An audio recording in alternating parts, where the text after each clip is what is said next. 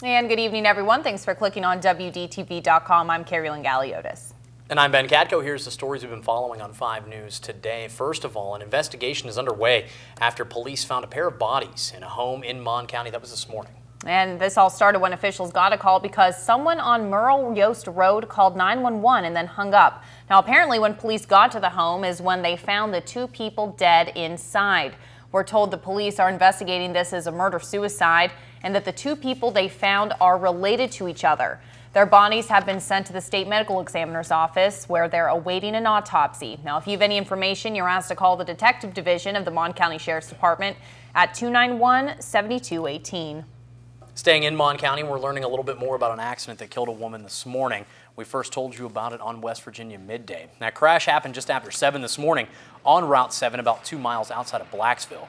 That's when a 38-year-old woman crossed the center line and hit another car head on. The woman in the other car was taken to the hospital, but apparently wasn't hurt that bad. Investigators have not released the name of the woman who died just yet. They've just said that she is from Core. Well, a man who's accused for the 1974 Windmill Park triple homicides in Fairmont pleaded not guilty in a Marion County courtroom this afternoon. 59-year-old Eddie Jack Washington was arraigned on 3 counts of first-degree murder and 1 count of conspiracy to commit a felony. Now, each of those murder charges carries a life sentence, and the conspiracy charge carries a 1 to 10-year sentence. Washington was denied bond, and his trial had already been continued to the June term of the court. Washington was arrested last month in Florida and was extradited back to our state. Well, it looks like a federal court will hear the former state schools chief's lawsuit over her firing. Yeah, that's right. Jerea Marple sued the State Board of Education in Kanawha County Circuit Court in February, but the Charleston Daily Mail reports the case was moved to U.S. District Court on Friday. The state board requested the transfer. It argued in a filing last week that Marple claims her rights were violated under the U.S. Constitution. Marple's lawsuit alleges that she was denied due process when she was suddenly fired in November. The lawsuit also says her reputation has been hurt after the firing. Well, table games at Wheeling Island Hotel Casino Racetrack are turning out to be a losing bet as it expects to lose about $1 million on table games this year. Officials tell local media outlets that Wheeling Island is losing customers to casinos in Ohio and Pennsylvania.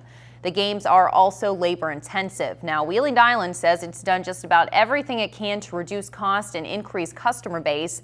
There's no word if the casino will do away with table games, but officials say they'll have to consider whether to continue to offer them if it has to pay a $2.5 million annual fee to the State Lottery Commission. Again, now all 4 racetracks in the state must pay that fee in order to operate table games. A former Marine is hiking across the country to honor service members and veterans, and today he made a stop in Morgantown where he got some support for his movement. Lance Robinson, a Vietnam vet, is trying to build support for Brother to Brother Day, which takes place September 10th each year. This afternoon, officials in Morgantown pledged their support for his mission. Robinson said Brother to Brother Day is a day to honor everyone who's served in the military. My hope is that it'll encourage them and give them faith and comfort in knowing that they're not alone, and that the older generation, such as myself, still care. The state is the 27th state he's visited. He said he'll probably be here for about a month or so. In that time, he'll make stops at veterans hospitals as well as other memorials.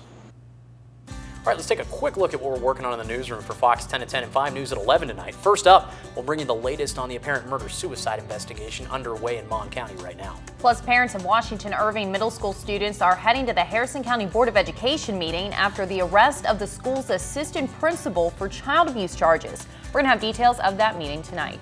And that's what's making news this evening. Of course, be sure to tune in to Fox 10 at 10 with Carrie Lynn tonight and 5 News at 11 with myself for the latest news and weather. Until then, have a great night.